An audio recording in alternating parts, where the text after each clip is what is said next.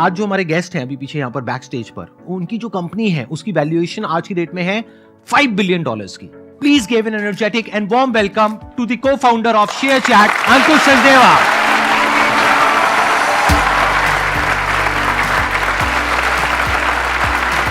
Sir, how are you doing?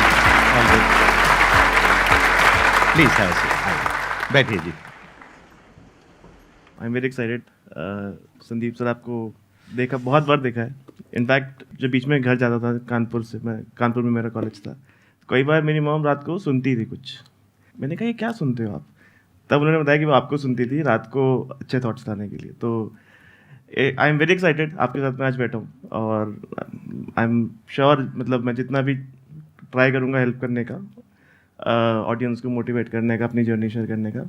आप थोड़ा सा बताएंगे अपनी जर्नी के बारे में कि सबसे पहले तो इसकी शुरुआत कैसे हुई, मतलब एग्जैक्टली क्या हुआ, कैसे हुआ? तो हमने 14 डिफरेंट प्रोडक्ट ट्राई किए थे शेयरचैट के आने से पहले कॉलेज में। मैं और मेरे को फाउंडर्स, हम लोग 3 लोग थे। आप कौन से कॉलेज से पास आउट हैं? IIT कानपुर। IIT कानपुर से। तो पहला प्रोडक्ट हमने बनाया एक रियल एस्टेट प्रोडक्ट, कि लोग जब घर खरीदते हैं तो बहुत सारी चीज़ देखते हैं कि क्या लोकेशन है, यहाँ पे क्राइम कितना होता है, यहाँ पे प्रॉपर्टी के रेट्स बढ़ रहे हैं, गिर रहे हैं। तो वो हमने बनाया, कहीं गया नहीं प्रोडक्ट। फिर हमने कुछ और बनाया। ऐसे करते करते हम फाइनली पहुँचे शेयरचैट पे। और वो भी इंटरेस्टिंग था कि हम लोग, ये तब तक मेरा 4th ईयर हो गया था ऑलमोस्ट प्लेसमेंट के टाइम। हम बना रहे थे एक ऐप ओपिनियो, इसके पहले वो था डिबेटिंग ऐप, कि सचिन वर्सेस विराट का एक डिबेट चल रहा है, आप आइए अपना कमेंट डालें और जिसके कमेंट्स में ज़्यादा एंगेजमेंट आएगा वो साइड जीत गई। मतलब सिंपल सी ऐप थी। और उस पर मतलब ट्रैफिक आ नहीं रहा था। तो मैं था 4th ईयर में, कॉलेज में बैठा हुआ था अपने हॉस्टल रूम में। मैं वो लिंक जाके फेसबुक ग्रुप में डाल रहा था जगह जगह, कि कुछ तो लोग कि सचिन के फैन क्लब में जाते हैं, बोलते हैं कि आपके फेवरेट क्रिकेटर का डिबेट चल रहा है तो आके पार्टिसिपेट करें, तो लोग आएंगे। तो एक सचिन फैन क्लब में मुझे एक पोस्ट दिखा जिसमें था व्हाट्सएप का लोगो, और एक बंदे ने लिखा हुआ था कि मैं बना रहा हूँ सचिन का व्हाट्सएप ग्रुप, अपना फ़ोन नंबर डालें। इस पोस्ट के नीचे 50,000 लोगों ने अपना फ़ोन नंबर डाला हुआ है, रियल नेम, रियल फोटो। और मुझे लग रहा है यार ये कैसे हो रहा है कि 50,000 लोग अपना रियल फ़ोन नंबर डाल रहे हैं। तो मैंने कहा यार करके देखते हैं। 1000 लोग को मैंने फ़ोन नंबर निकाला, अपने व्हाट्सएप में डाल दिया, और 10 ग्रुप बना दिए व्हाट्सएप के, और उनका नाम रख दिया Sachin video, Sachin photo, Sachin meme, जैसे करके, कि सचिन का इनको चाहिए था व्हाट्सएप ग्रुप, तो बना के देखते हैं। 1 घंटे बाद मैं वापस आता हूँ, अपना दरवाज़ा खोलता हूँ हॉस्टल रूम का, मेरा फ़ोन टेबल पे पड़ा है और वाइब्रेट हो रहा है, कॉन्स्टेंटली वाइब्रेट हो रहा है। मैंने उठाया, हर ग्रुप में 100, 200 मैसेज पड़े, और ये 100 स्ट्रेंजर्स हैं, 100 लोग जो आपस में जानते नहीं एक दूसरे को। मैंने उनको उठा के ग्रुप में डाल दिया। कोई कंप्लेंट नहीं कर रहा, सब लोग बहुत खुश हैं कि हमें कंटेंट मिल रहा है, और सब लोग हिंदी में बात कर रहे हैं, तमिल में बात कर रहे हैं, तेलुगु में बात कर रहे हैं। तो ये ऑब्जर्वेशन से हमने कहा हमें क्या बनाएंगे शेयरचैट, जिसमें आपको सारा वायरल ट्रेंडिंग कंटेंट आपकी भाषा में एक ऐप में मिलेगा। तो वहाँ से शुरू हुआ था शेयरचैट। ये 2014 की बात है, हमने देखा। और इनफैक्ट ये जो ऑब्जर्वेशन था फेसबुक ग्रुप वाला, ये मेरे प्लेसमेंट के 2 दिन पहले था। मैंने घर पे कॉल किया, मम्मी मैं नहीं बैठ रहा प्लेसमेंट में, मेरे को एक आइडिया आया, मैं वो करना चाहता हूँ। तो वही घर वालों ने बोला कि यार बेटा IIT गया है, इतनी मेहनत करी है, तो अब आखिरी मोमेंट पे क्यों ऐसे कर रहा है। बट मैंने कुछ कुछ करके कन्विंस किया। मैंने कहा 2 साल दे दो मेरे को, 2 साल में अगर नहीं हुआ तो मतलब कर लेंगे, मतलब जॉब्स कहाँ जा रही है, डिग्री तो है ही। डिग्री तो है ही। फिर मैंने वो किया, फिर मैं ट्रेन लिया। मेरे को फाउंडर्स मुंबई में थे, वो एक्सेल सीनियर तो ग्रेजुएटेड थे वो। तो मैं मुंबई गया, मैंने सेम चीज़ दिखाई उनको कि देखो क्या चल रहा है फेसबुक पे।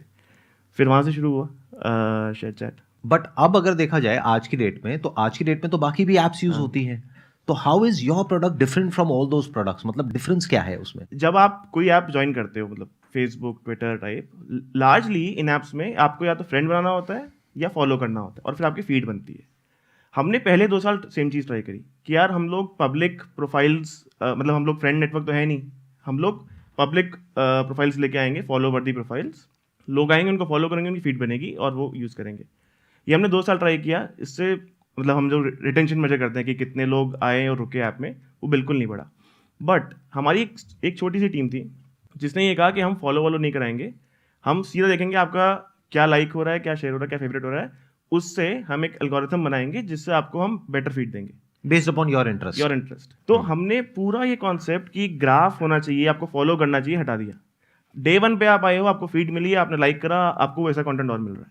तो हमारा सबसे बड़ा डिफरेंशिएटर ये था कि जब बाकी वेस्टर्न सोशल नेटवर्क्स आपसे ये सब स्टेप कराती थी, और आप इमेजिन करें इतने सारे लोग इंटरनेट में नए हैं, किसी को फॉलो करना अब एक बहुत कॉमन कॉन्सेप्ट हो गया।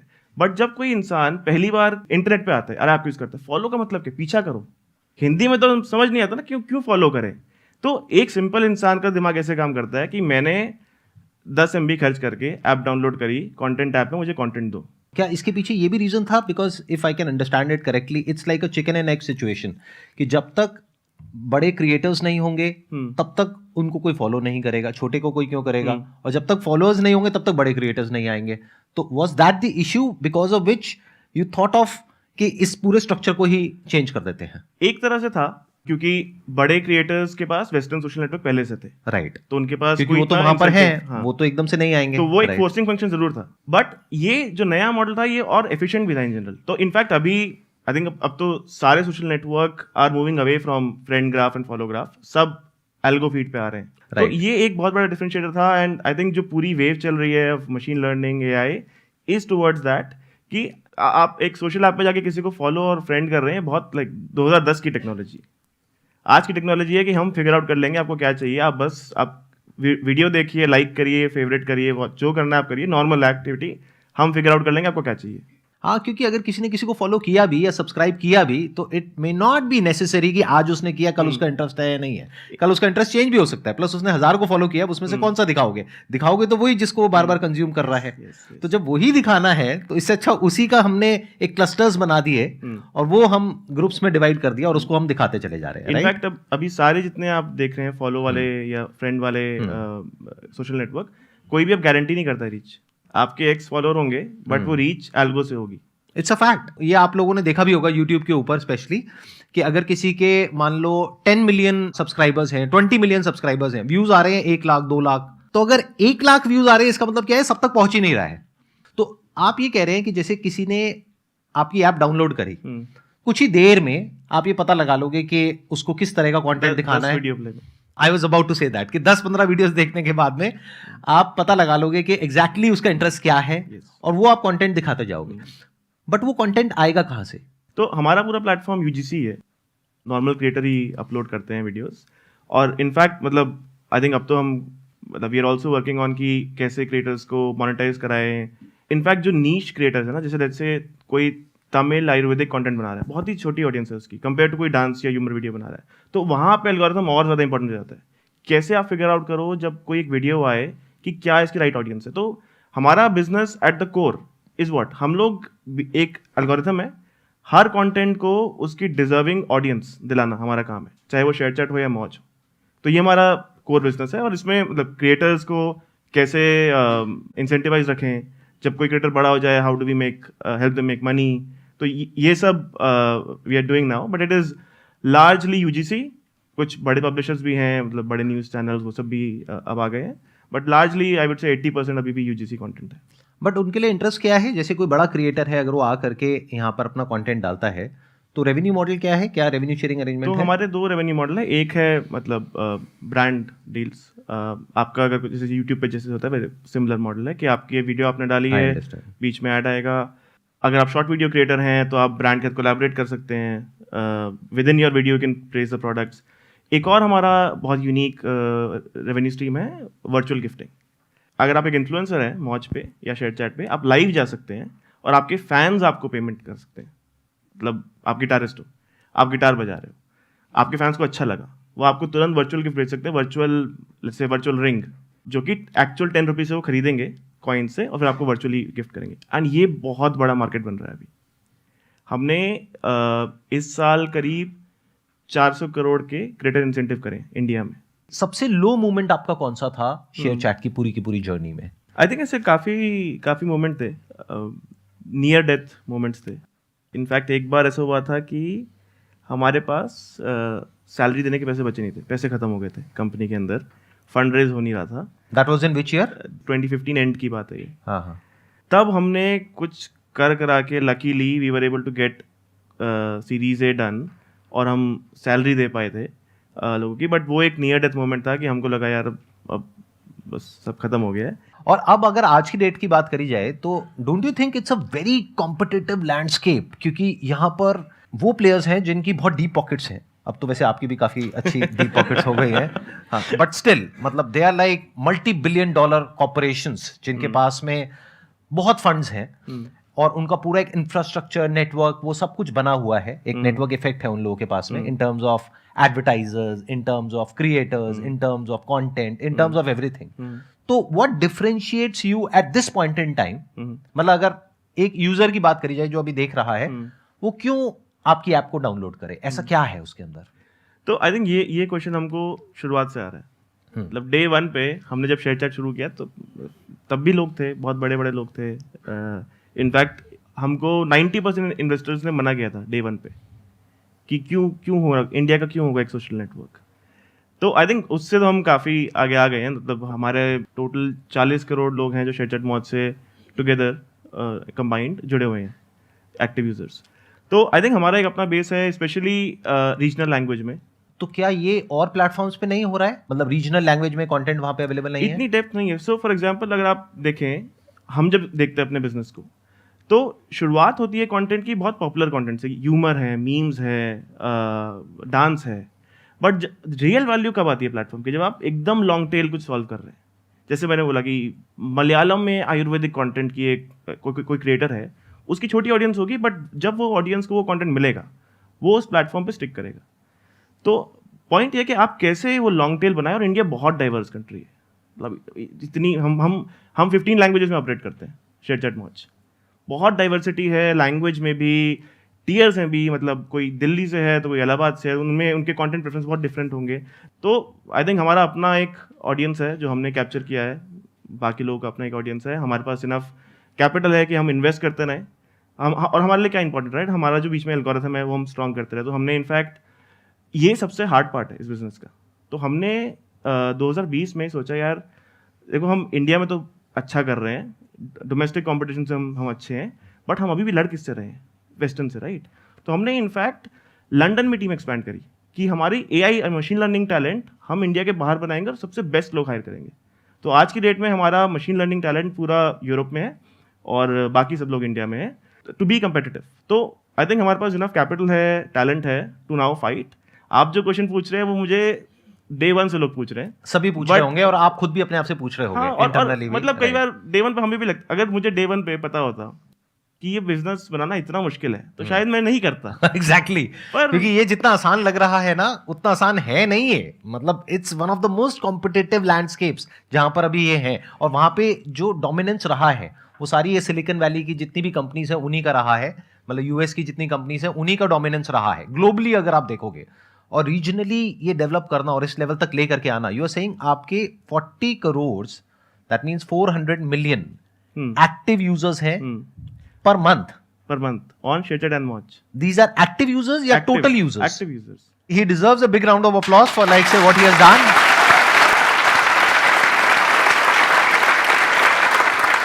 तो अब Q&A के लिए ओपन करते हैं इसको, प्लेटफॉर्म को। मेरा क्वेश्चन सर आपसे ये है कि सेल्फ डाउट को लेके है कि जब हम बहुत छोटे लेवल पे होते हैं और जस्ट स्टार्ट किया, कोई ऐसा बड़ा अचीवमेंट नहीं है to look up to, and बाहर वाले लोग तो बोलते ही हैं, प्लस अपने फ्रेंड्स को जब आप देख रहे हो कि वो आपसे आगे बढ़ रहे हैं, एंड आप कुछ आपके अंदर आपको खुद डाउट होने लगता है कि आप सच में कर सकते हो या नहीं, तो उस सिचुएशन में क्या करना चाहिए? नहीं, आई थिंक ये बहुत नॉर्मल है। इनफैक्ट जब वो जो मैंने फेसबुक ग्रुप वाला एग्जांपल आपको बताया था, वो जिसमें व्हाट्सएप लोगो था, ये सेम चीज़ क्योंकि हॉस्टल में हुई थी, मैंने अपने बगल के दोनों वाले रूम्स के लोगों को दिखाया था। सब ने बोला ये क्या है और इससे क्या होता है, इससे क्या होगा। हम लोगों ने जब प्रोडक्ट बना दिया, हमने इतने लोगों को पिच किया, the smartest VCs of the country, तो उन्होंने बोला यार हिंदी ऐप, इसमें क्या होगा। तो आपको 90% लोग आपका आइडिया नहीं समझेंगे, अप्रिशिएट नहीं करेंगे।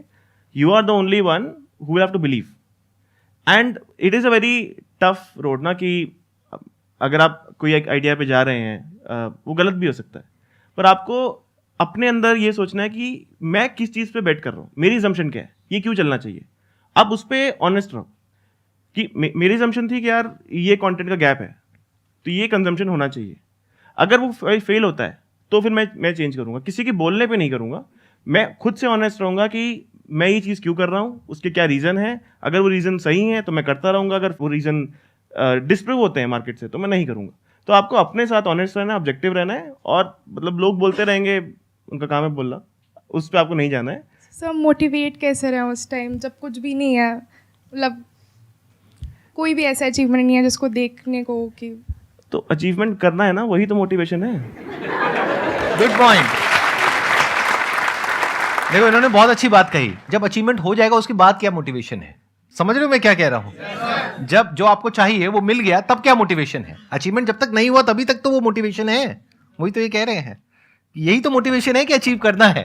यस आप यहाँ पे आए हैं, क्यों आए हैं? मतलब आपको, आपके अंदर जिद है ना, वो कि कुछ करना है, वो है Right. मोटिवेशन आपके अंदर। Thank you sir. मेरा एक क्वेश्चन था कि बिकॉज आप IITian रह चुके हैं, तो उस समय आपके पास ऑप्शन था कि आप एक अच्छी कंपनी में अपना लाइक जॉब लेके और आराम से पैसे कमा के अपनी लाइफ गुजारते, जो कि एक अच्छा ऑप्शन था। बट आपने क्रिएट करने का कुछ और लोगों तक पहुंचने का ऑप्शन क्यों चूज़ किया? उसके पीछे क्या ज़ील, क्या मोटिवेशन थी? आई थिंक IIT की प्लेसमेंट छोड़ने से पहले भी एक डिसीजन था मेरी लाइफ में। तो मैं ये इसलिए बता रहा हूँ क्योंकि कई लोग सोचते हैं कि IIT का ब्रांड था तो कर लिया, बट उसके पहले जब मैं 12th स्टैंडर्ड में था, मैंने 12th में 2 महीने बाद मैं एक दिन स्कूल गया, एकदम परेशान हो गया कि यार 8 घंटे बिताता हूँ मैं, कुछ मेरे को मन भी नहीं है, उससे बेटर मैं घर में सीख लूँगा। मैं एक दिन वापस आया, मैंने अपने घर वालों को बोला, पेरेंट्स को बोला, मैं स्कूल नहीं जा रहा और मैं घर में पढ़ूंगा, और फिजिक्स केमिस्ट्री मैथ्स तो हम IIT के लिए प्रिपेयर कर रहे थे, वो कर लेंगे, इंग्लिश और कंप्यूटर बचा है वो मैं खुद पढ़ लूँगा।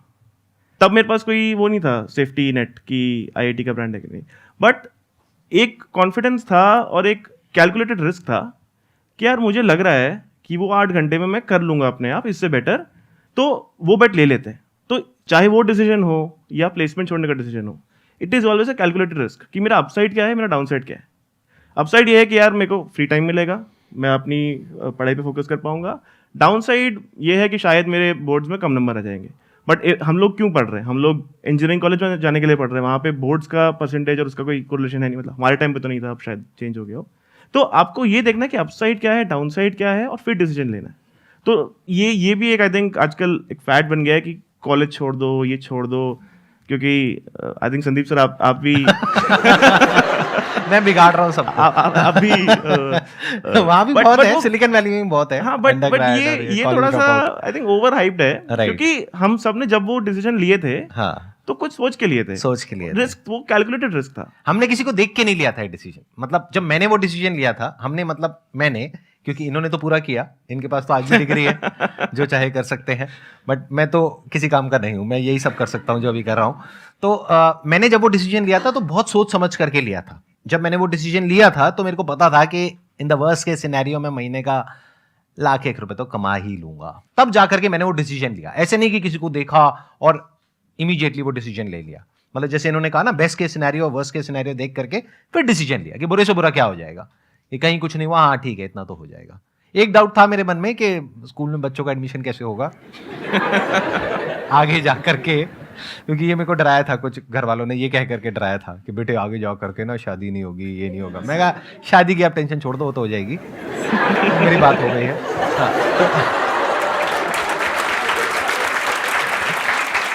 मैंने कहा ये एडमिशन वाला थोड़ा सा डाउट है मेरे को, कि क्योंकि मैंने सुना था उस टाइम पे, मेरे घर वालों ने बोला कि जब वहाँ पे जाते हैं ना किसी अच्छे स्कूल में एडमिशन के लिए, तो वो पेरेंट्स की भी जो वो होता है डिग्रीज वगैरह उसको चेक करते हैं, उनका भी इंटरव्यू होता है, ये होता है वो होता है। बट अब अच्छी बात ये है कि जहाँ पे मेरे बच्चे पढ़ रहे हैं वहाँ पे मैं कई बार एज अ चीफ गेस्ट जा चुका हूँ, तो डजंट मैटर।